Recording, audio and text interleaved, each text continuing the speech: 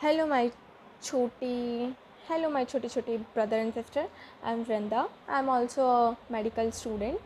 मैंने अभी कुछ टाइम पहले अपने नए चैनल पर पॉलन पिस्टल इंटरेक्शन पे एक वीडियो डाला था जिसमें मैंने बताया था कि कैसे क्या सब कुछ होता है। तो उसी काम में आपके लिए एक छोटा सा एक्सप्लेनेशन लाई हूँ जिसमें मैं ट्राई करती हूँ कि हम हर एक टॉपिक पे एक पेज कवर करें, यानी सिर्फ एक टॉपिक पे सिर्फ एक पेज। तो हम छोटा करके बहुत सारा बायोलॉजी पढ़ लेंगे। तो आ जाओ हम स्टार्ट करते हैं पॉलन पिस्टल इंटरेक्शन पे कुछ बातें, यानी पिस्टल की शादी पे कुछ बातें। हाँ, शादी पे ये बिल्कुल वैसा ही है जैसा हमारे यहाँ होता है कि लड़की लड़का मिलते हैं, बातचीत होती है, सही लगा तो ठीक, वरना लड़की रिजेक्ट कर देती है। वैसा ही कुछ यहाँ हुआ है। जैसे कि पिस्टल होता है, पिस्टल स्टिग्मा जो कि एक स्टिकी सरफेस होती है, इतना तो आपको पता होगा। नहीं पता है तो हम आगे पढ़ेंगे वो चीज़। हमने स्टार्ट इससे करा था क्योंकि मुझे लगा कि यहाँ से स्टार्ट करना थोड़ा थोड़ा सही होगा, बाकी हम और आगे भी जाएंगे और अच्छे से करेंगे। वो सब भी मैं आपको अगर बताऊँगी। अगर आपको नहीं पता, अभी सिर्फ इतना याद रखें कि स्टिग्मा फ्लावर की एक सरफेस होती है जो कि स्टिकी होती है, जहाँ पे पॉलन आके स्टिक करता है। तो होता क्या है कि अब लड़के तो हर कोई मिलने आएगा। अब आप डॉक्टर हो तो ज़रूरी तो है नहीं कि आपको डॉक्टर ही मिलने आए, आपको इंजीनियर, टीचर, हर कोई मिलने आएगा, पर आपको पसंद तो सिर्फ डॉक्टर आएगा। तो ऐसा ही होता है कि उसकी स्टिग्मा की सरफेस पे क्या होता है, पॉलेंस सेम स्पीशीज़ के भी आते हैं, दूसरी स्पीशीज़ के भी आते हैं। पर स्टिग्मा, जिसमें एनसीईआरटी की लैंग्वेज में बोला गया है सेम स्पीशीज़ यानी कंपेटिबल यानी राइट पॉलन, और डिफरेंट स्पीशीज़ यानी इनकम्पेटिबल यानी कि रॉन्ग पॉलन। तो उसमें ये बताया गया है कि जो पिस्टल है वो अपने सिर्फ राइट टाइप यानी सेम स्पीशीज़ पॉलन को रिकॉग्नाइज़ कर देता है। वो कैसे रिकॉग्नाइज़ करता है, क्योंकि उन दोनों के बीच में जैसे कि क्या हुआ, अभी पॉलन आके गिरा, ठीक है, अभी उसने रिकॉग्नाइज़ कर दिया, अभी उसको रिकॉग्नाइज़ होना है कि वो राइट टाइप ऑफ पॉलन है कि नहीं। तो सिर्फ हमें इतना याद रखना है कि पिस्टल जो है वो कंपेटिबल पॉलन को सिलेक्ट करता है, यानी डॉक्टर सिर्फ डॉक्टर को सिलेक्ट करेगी। और कैसे, तो उनके बीच में बातचीत होगी। अब वो बातचीत किसके थ्रू होगी, हमारे बीच में लफ्ज़ों के थ्रू होती है, पर उनके बीच में होगी केमिकल कंपोनेंट्स के बीच में। कैसे, केमिकल कंपोनेंट्स के थ्रू। ठीक है, अब बातचीत हुई, अब अगर पता चल गया कि हाँ ये राइट टाइप ऑफ पॉलन है, तो आगे चल के फिर पॉलन ट्यूब बनेगा। और पॉलन ट्यूब कहाँ से एंटर करेगा, पूरा अंदर जाके पॉलन ट्यूब एंटर करेगा फिलीफॉर्म अपैरेटस के थ्रू। और वो कहाँ एंटर करेगा, एक सिनर्जिड में। वो पूरी प्रोसेस है, वो भी आगे चल के आपको बताई जाएगी। पर अभी सिर्फ पॉलन पिस्टल इंटरेक्शन में हमें 3 पॉइंट्स याद करने हैं कि पिस्टल कंपेटिबल पॉलन को चूज़ करता है, उन दोनों के बीच में चूज़ कैसे होता है कि वो कंपेटिबल है, यानी केमिकल कंपोनेंट्स के थ्रू। और पॉलन इंटर्स करता है फिलीफॉर्म अपैरेटस के through to the one of the synergid में। अब ये देखो, कुछ पॉलन क्या होते हैं, कुछ पॉलन शेड हो जाते हैं। शेड यानी कि अपने शेडिंग होती है ना, शेड होना, बिखरना, शेड हो जाते हैं 2 सेल स्टेज पे। वो होते हैं 60%। 2 सेल स्टेज यानी उनमें 2 सेल होंगे, एक वेजिटेटिव सेल और एक जनरेटिव सेल।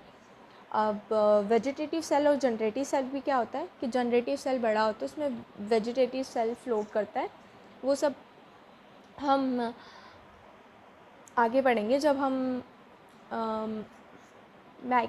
मेगास्पोरेंजियम पूरा पढ़ेंगे, तब उसमें हम पढ़ेंगे। बाकी 40% जो सेल होते हैं वो 40% जो होते हैं वो 3 सेल स्टेज पे शेड हो जाते हैं। तो उसमें क्या होता है, जनरेटिव सेल जो है वो डिवाइड हो जाता है। अब वेजिटेटिव सेल क्यों रह जाता है, वेजिटेटिव सेल इसलिए रहता है क्योंकि ये न्यूट्रिशन प्रोवाइड करता है। जब आगे चल के एम्ब्रियो जाइगोट बनता है, एम्ब्रियो बनता है, तो उसमें ये न्यूट्रिशन प्रोवाइड करता है, इसलिए ये रहता है। 2 सेल स्टेज में क्या होता है, जनरेटिव सेल डिवाइड कर जाता है। 2 मेल गेमेट में ये भी डिवाइड करेगा, पर ये कब डिवाइड करेगा, ये बाद में डिवाइड करेगा। ये जब पॉलन ट्यूब रिलीज़ बनना चालू हो जाता है तो उस प्रोसेस के बीच में ये डिवाइड कर जाता है। पर 3 सेल स्टेज में क्या होता है, ये 2 मेल गेमेट जो है ये स्टार्टिंग में ही डिवाइड हो जाते हैं, और ये through the formation of pollen tube. ठीक है, और उसमें वेजिटेटिव सेल इन दोनों में हमेशा रहेगा, क्यों, क्योंकि वो न्यूट्रिशन प्रोवाइड करेगा। तो ओके, क्या होता है, कुछ में पॉलन रिलीज़ हो जाता है 2 सेल स्टेज में, जहाँ जनरेटिव सेल और वेजिटेटिव सेल होते हैं, जिसमें जनरेटिव सेल बाद में चल के जब पॉलन बनता है, पॉलन ट्यूब बनता है, तब डिवाइड होते हैं। और कुछ में 3 सेल स्टेज पे ही वो शेड कर जाते हैं, मतलब शेड होने के पहले ही वो डिवाइड हो जाते हैं। ठीक है, ये 3 चीज़ें हमें बस पॉलन पेस्टल इंटरेक्शन में बस ये 3 चीज़ें याद रखनी है।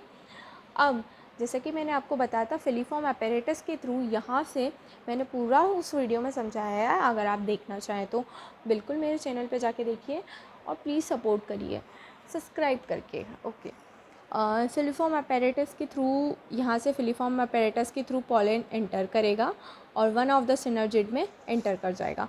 अब फिलीफॉर्म apparatus ये भी लिखा गया है कि फिलीफॉर्म apparatus NCERT में लिखा गया है कि कई स्टडीज़ के थ्रू वो माइक्रोपाइलैंड पे ही प्रेजेंट होता है, यानी सिनर्जिड और एग के साइड।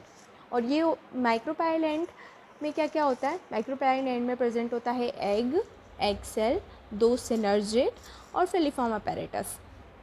और उसके माइक्रोपाइलैंड के जस्ट अपोजिट प्रेजेंट होता है चार्ल्स। ओके, और ये होता है पूरा एम्ब्रियो सेक। न्यूसेलस होते हैं, ये न्यूसेलस होता है जो कि प्रोवाइड करता है नरिशमेंट। ओके, नरिशमेंट ज़रूरी है एक बेबी को ग्रो करने के लिए, जैसे कि वैसे ये नरिशमेंट प्रोवाइड करता है। ये 2 पोलर न्यूक्लियाई प्रेजेंट होंगे, इसको बोला गया है सेंट्रल सेल। इसकी हैप्लॉइड होगी 2n, ये डिप्लॉयड होगा। ओके, ये भी डिप्लॉयड होगा क्योंकि नरिशमेंट प्रोवाइड करेगा, तो खुद को तो स्ट्रॉन्ग होना ज़रूरी है ना, तभी तो नरिशमेंट प्रोवाइड करेगा। एंटीपोडल्स जो होंगे वो एन होंगे। यह एम्ब्रियो सेक बोला है इसको पूरा, ये एंटीपोडल्स है, याद रखना। चार्ल्स लैंड पे एंटीपोडल्स होंगे, सिनर्जिड और एग प्रेजेंट होंगे माइक्रोपाइलैंड पे। और ये होंगे इंटेग्यूमेंट्स प्रेजेंट होते हैं, इसके बारे में भी हम आगे चल के पढ़ेंगे। ओके, ये फ्यूनिकल होता है, पूरी एनसीईआरटी में सारा नेक्स्ट टॉपिक में लिखा गया। हम नेक्स्ट टॉपिक में इसे और अच्छे से देखेंगे। आज का टॉपिक था पॉलन पेस्टल इंटरेक्शन, इस पर वीडियो है कैसे क्या ग्रो करता है, पर बस मैं एनसीईआरटी की सिर्फ ये 3 पॉइंट इस टॉपिक के लिए ज़रूरी है, तो वो मैंने आपको बता दिए हैं। बाकी के लिए हम और ज़्यादा करेंगे। अभी तो बहुत छोटा था, कुछ स्टार्टिंग थी, आगे चल के बहुत अच्छे से होगा और बहुत ज़्यादा होगा। Thank you for watching. Okay,